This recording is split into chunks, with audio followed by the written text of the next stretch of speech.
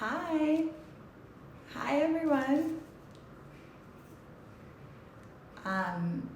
My name is Cleo Wade, and I am here today to kick off Janie and Jack's very first story time. I'm so excited to read this book. This is I Am Enough by Grace Beyer. It is illustrated by Kentura A. Bobo, and this book is so beautiful, and I really want to thank HarperCollins Children's Books for giving me permission to read this today. I recently finished a kid's book, and when I was researching for my book, I think I read 300 kids' books over the past 2 years. And this one was so special, and I think it's really just one of the most perfect books to add to your library, especially in the times that we are living in. So I'm going to read this book today to you and hopefully some of your kids who are on here. And if you want to drop any questions in the question box, I don't know, I'm very bad at Instagram Live, but I still try. I am going to, hi, Whit Hard, who's watching with their daughter from Florida. I am going to answer some questions afterwards. As many of you may know, or maybe some of you, or maybe none of you, I am also a new mom. I have a daughter named Memphis, and we spend a lot of time reading books together. So, I'm going to read this book. And then I will answer the questions that you drop into the question thing, not the one in the comments, if that makes sense. Okay, so let's jump in. I'm so excited. Story time. Okay, this is I Am Enough.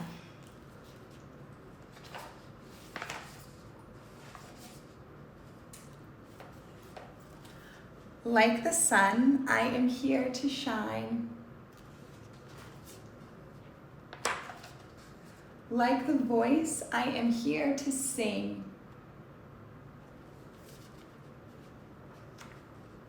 Like the bird, I am here to fly and soar high over everything.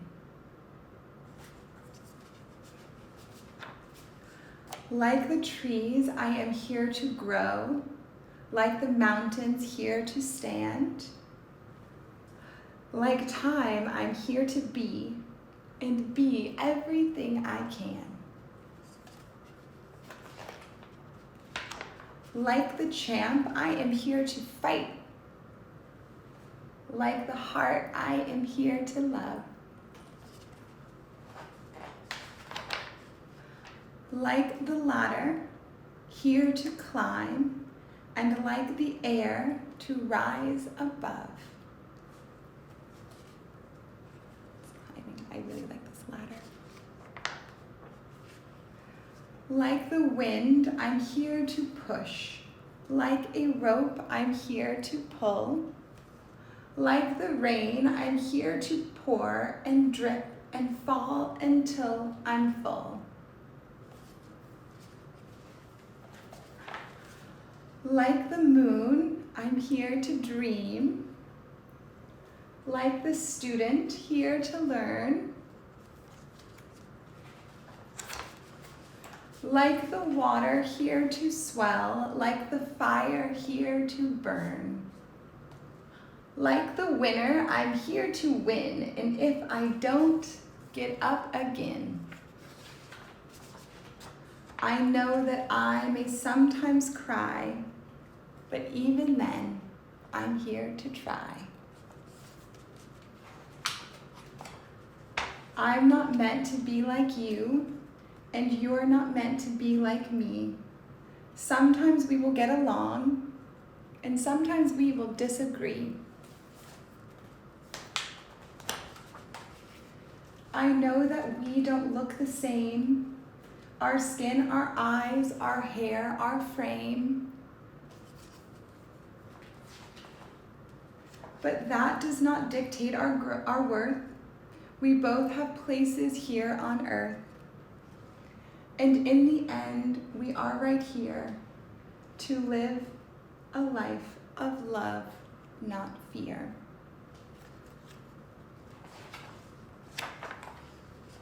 to help each other when it's tough, to say together, I am enough. I love this book so much. I'm pretty sure that Grace Beyer wrote this book based on her experience growing up being bullied for having deaf parents. And so it's so beautiful to see the way that people can take such a hard time in their life and turn it into a generous and beautiful life lesson for the next generation. And I so admire that. And of course, you can get this book. You can get it at Barnes & Noble, you can get it locally. I'm pretty sure we can get it at janieandjack.com. And so I guess now I'm gonna go into some questions for anyone who has something. Okay. This question is, what is your children's book about and when will it be released? I wrote a children's book called What the Road Said, and it is about someone journeying through trying to find their way. It is based on a poem I wrote a few years ago for a group of kids in the Bronx. And I turned it into a book. I've been working on it for about 2 years, and it's about kind of finding your bravery and finding your way through tough times and beautiful times and all the things that we experience on our own individual roads. And gosh, it was such a labor of love, and I am so unbelievably excited to release it pretty soon. I'm releasing it next year, but I think that I'll be sharing some more information about it in the next couple months, so I'm looking forward to that. I'm pretty sure the release date is sometime this spring of next year. Okay, next question.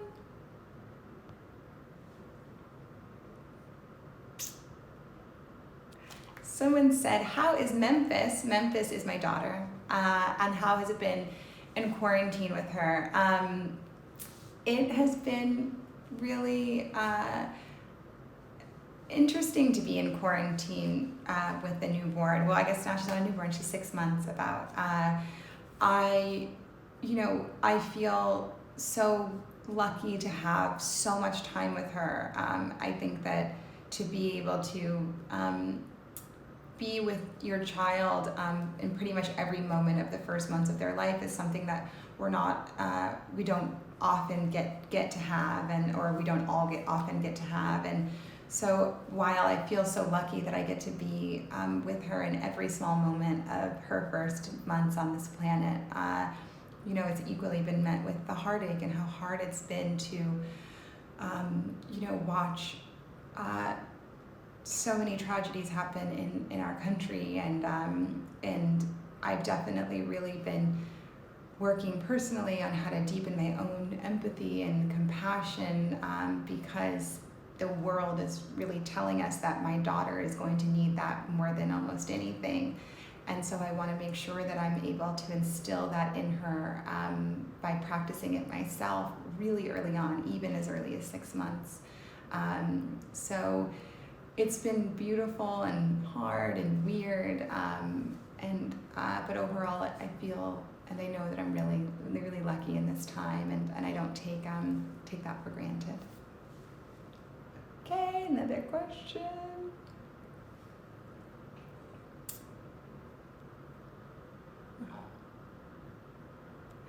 This one is, how has parenthood changed your perspective on your work?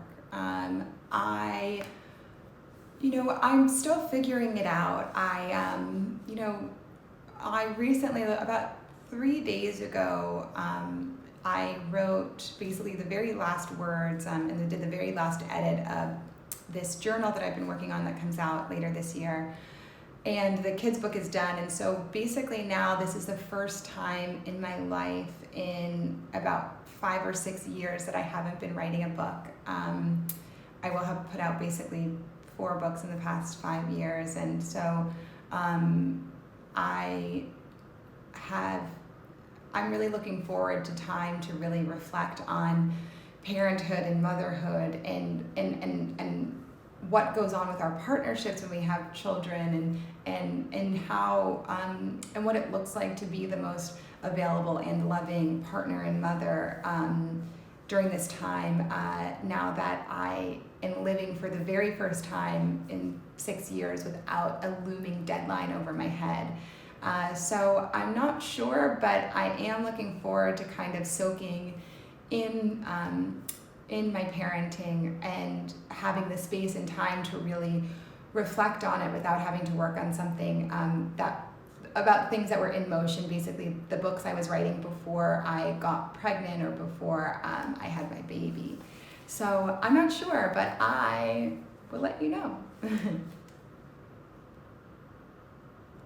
Okay.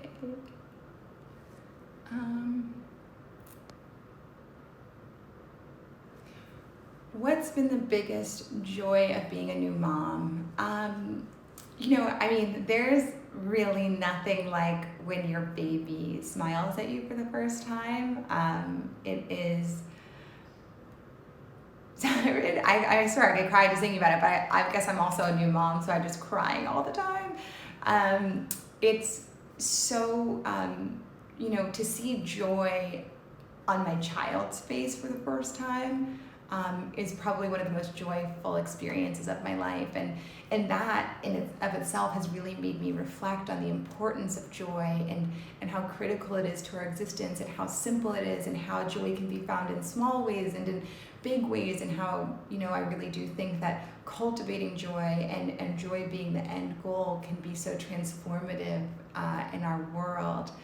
And so the biggest joy, small and simple joy, has been seeing Memphis smile, and the greater joys have just been, really, nothing puts more of a magnifying glass on your relationship than having a baby. And so to really put that magnifying glass on my relationship with my partner Simon, it has been just so beautiful, because under that microscope, I feel that I've been able to grow in ways that I have never experienced at such accelerated paces. And so that has really been incredible, just to be in and grow in the love that we have kind of built in our creating our family from, has been really joyful. Not always easy, because joy is not always easy, right? What's that? There's that famous parenting book that says something about like parenting is all joy and no fun. And so it's not that it's always easy, or there haven't been moments where I'm crying in the shower, but and really reflecting on my own stuff, but the joy that comes from having growth spurts in your relationship is really beautiful. Okay.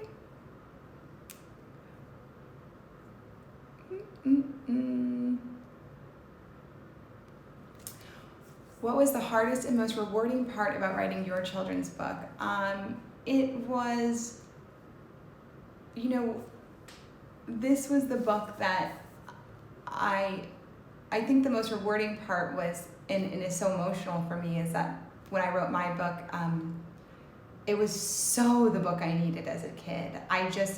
I felt so lost, and there were so many times where I didn't know who to ask, and how I built one of the characters in the book, or the main character in the book, which is the road, is this support system that kind of has the simple answers to the really big questions that help you to further find your answers within. And so, I think the most emotional and rewarding part for me was gifting that to my childhood self, and knowing that my daughter would get to grow up with a book I so wish I had, and so that was beautiful. And the hardest part was writing it. It's so different to write kids' books than anything else I've ever written. I don't know. I think I did 40 drafts of the book to just get the language to the right place and make sure that I could treat children that like they were smart and could understand the big things in the world, because they can, and also use language and tools that didn't feel overwhelming. And so I really wanted my book to feel that it could hold a really incredible space for a child to grow and feel unafraid. But it was definitely, I had to think about, what language and what tools will make children feel capable. And then also, because adults like me are reading the books a lot too, what language did I want adults to hear as well? Because children aren't often reading these types of picture books alone. Okay, more questions, okay.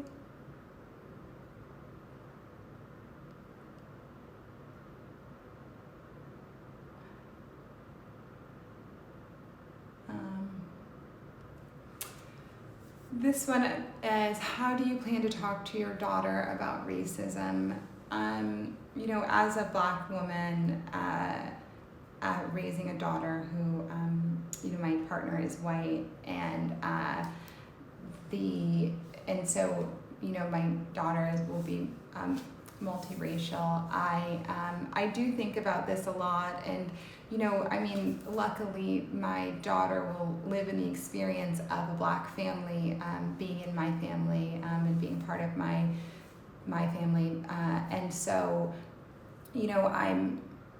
for me, I think that one of the greatest things we can do for our kids is to share experiences that are outside their own. And so I really look forward to making sure that my child has access to the experiences of others. And while she's being introduced to those experiences that may be unlike hers because of the color of her skin,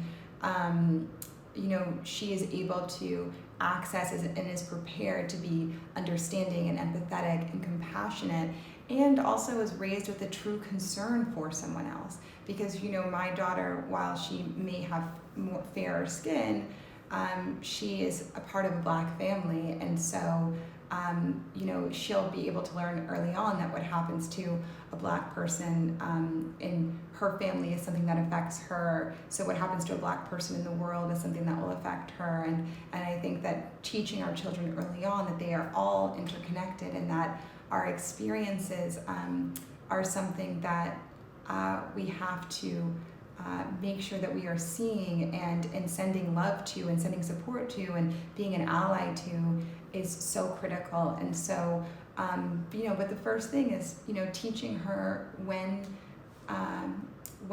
to talk and when to listen. And I think that when there's moments in her life where someone is expressing an experience that she may know nothing about, teaching her that means that it's time to listen, and that means that it's time to open up so that you are available to learn, and that you are available to emotionally be present for the person who is kindly and generously sharing their experience with you. And so that to me is one of the most important first steps in teaching our children about these really huge structures in our society, like systemic racism, and the everyday struggles that people of color go through. Okay.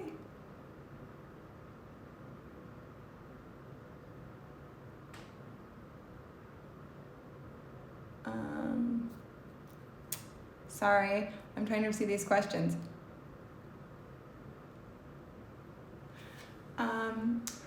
What are some of your inspirations to write such beautiful words and instill hope in others? I'm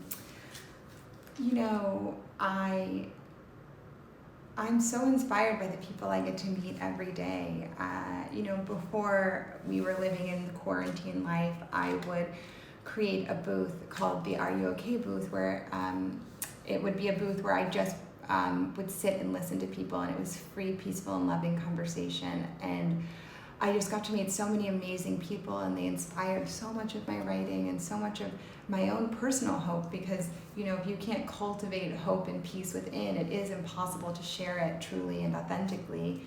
And so I think because I got to meet so many people through that, or on my book tours, If you've ever been on one of my tours, then you know that I sit and meet every single person who comes and spend time with every single person. And there's so many people that I've gotten to meet over the years, and they've inspired my work in such huge ways. I don't think I'd be able to write anything without the people that I've gotten to meet and the people that I am so lucky to get to be in community with.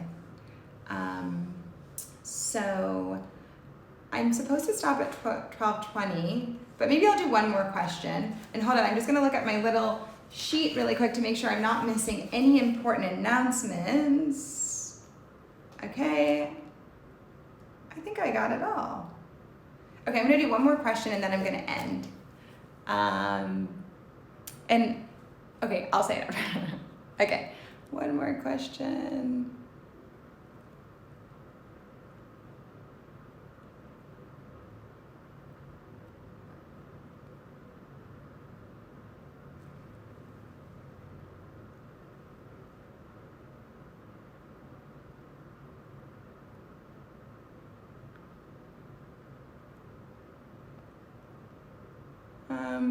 This one's kind of interesting.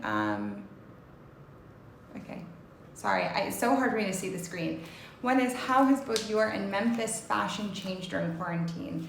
You know, I think for Memphis, you know, we still just like to have fun when we dress Memphis, partly because we are in quarantine, and so it's definitely interesting because, you know, we get to, you know, it's so, one of the things that you're the most excited about is that you also get a lot of baby presents when you first have the baby, but a lot of people are really nice and buy you things for about the 6-month range, because they know that the newborns grow so quickly. And so there's been all these little cute outfits we've been looking at since she was born that she's finally fitting into. Again, they start to feel a little bit more like a person when they're sitting up and stuff. And so I think that when you can put on, you know, we put these really cute Janie and Jack overalls on her this morning, and it's just so cute because she really starts to look like a mini person, not a baby, if that makes sense.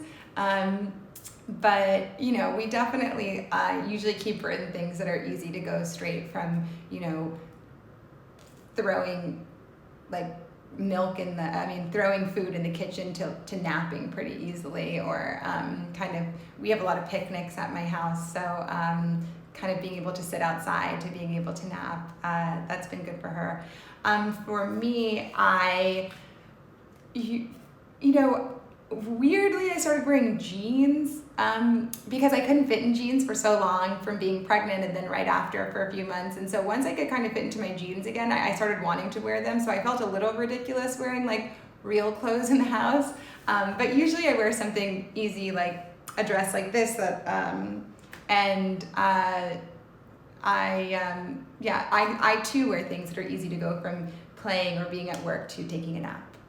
So I think this dress is actually called a nap dress from my friend Nell's line, Hill House Home. So, okay, I guess that's it. I have to go. I'm 3 minutes over, but I'm so grateful to all of you who stayed to read this beautiful, beautiful, beautiful book with me. And I really hope that you will go to a local bookstore or a Black-owned bookstore and buy this book, or order it online at Barnes & Noble. And I'm so grateful for all of you who spent time, and if you brought your kids, thank you so much. Okay, that's the end. The end. Okay, I'm ending, but I have to figure out how to end. Okay, here it is. Bye.